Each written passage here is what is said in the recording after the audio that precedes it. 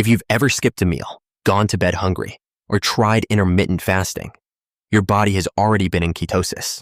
You probably didn't know it. There was no meter, no symptoms, nothing that felt different. But underneath the surface, a quiet metabolic shift was already underway.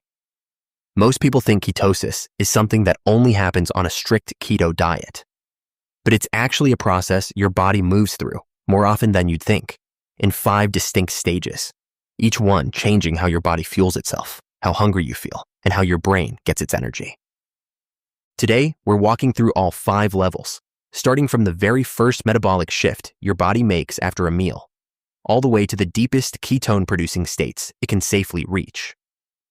At each level, you'll see how your body shifts between glucose, fat, and ketones, why hunger and energy can change so dramatically, and what your brain and hormones are doing as the process unfolds. Some of these stages are linked to real benefits that are backed by research. Others are widely misunderstood, even by people who've been doing keto or fasting for years. And one of these stages gets so consistently confused with a dangerous medical emergency that it keeps perfectly healthy people away from fasting and low-carb eating entirely. By the end, you'll have a clear picture of what's actually happening inside your body at each stage, what it feels like, and how to tell which level of ketosis you're in. Ketones are a fuel source that your body produces in small amounts every single day, and in much larger amounts when carbohydrates become less available. Under typical eating patterns, your cells primarily run on glucose, which comes from the food you eat. But when glucose starts to drop and your liver begins running low on its stored supply, the liver starts breaking down stored fat and converting some of those fatty acids into an alternative fuel called ketone bodies. Think of it like a hybrid vehicle. Most of the time, your body runs on its primary fuel. But when conditions change, whether that's fasting, low-carb eating, or prolonged exercise, a second energy system based on fat and ketones quietly ramps up in the background. The main ketone your body produces, and the one most commonly measured in the blood, is called beta-hydroxybutyrate, or BHB. And here's what most people don't realize. Ketosis isn't a single switch that flips on or off. It's a spectrum. A series of distinct metabolic states, each with its own fuel mix, hormonal shifts, and effects on how you think, move, and feel. Level 1 is the baseline state.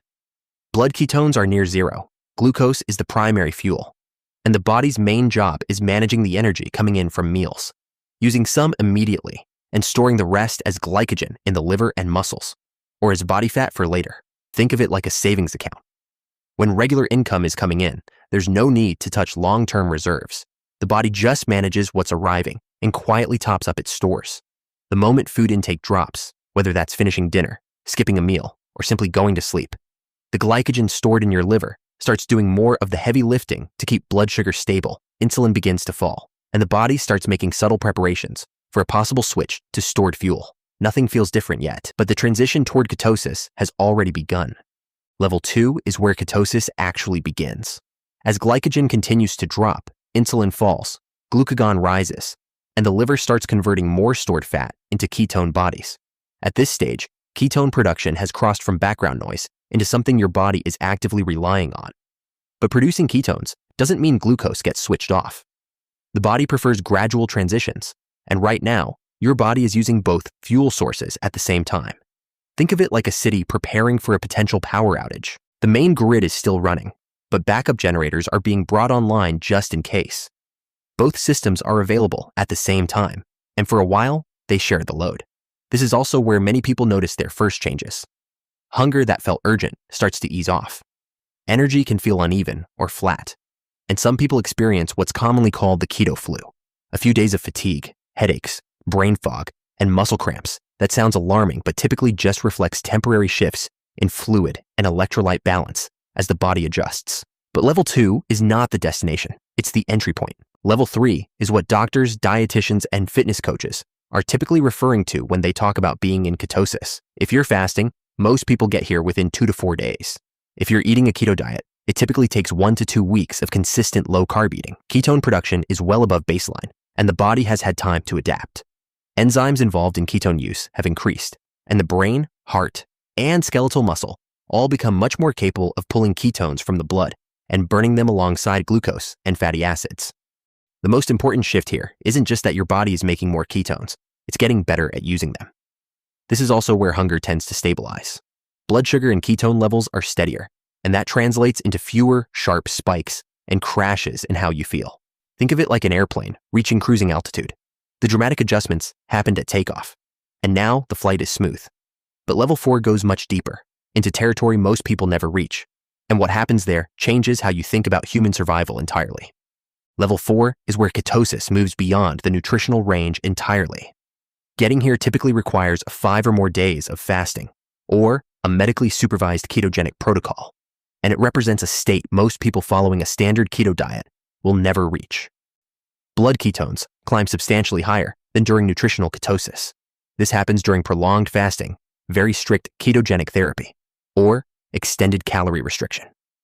Liver glycogen becomes very limited, insulin drops low, and fat-derived fuel drives ketone production upward. At this level, your brain begins to see major benefits. Although it still requires some glucose, it can obtain a significant portion of its energy from ketones during deep ketosis. Researchers have found this particularly interesting for conditions like epilepsy, where giving the brain an alternative fuel source appears to have a meaningful therapeutic effect.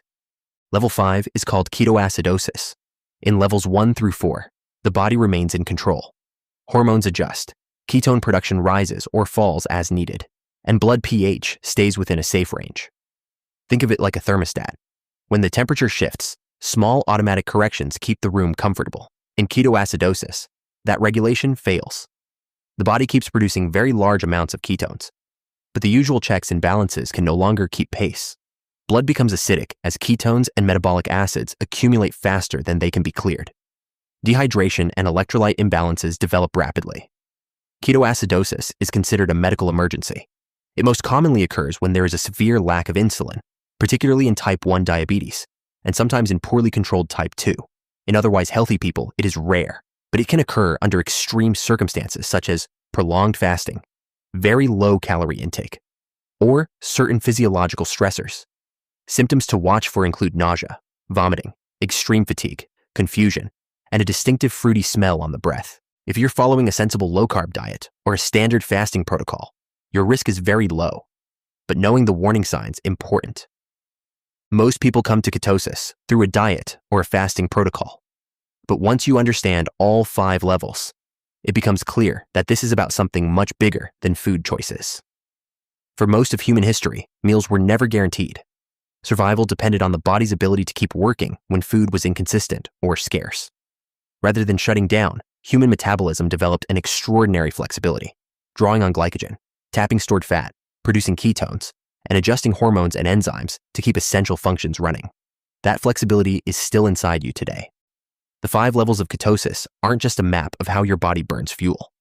They're a window into how it was built to survive change. And the next time you skip a meal, go to bed a little hungry, or wake up before breakfast, you'll know that somewhere underneath the surface, that ancient system is already quietly doing its job. Have you ever experimented with fasting, a ketogenic diet, or tracked your ketone levels? What was the very first change you noticed? Let us know in the comments below, and make sure you're subscribed to The Wellness Method for more deep dives into the science of human health.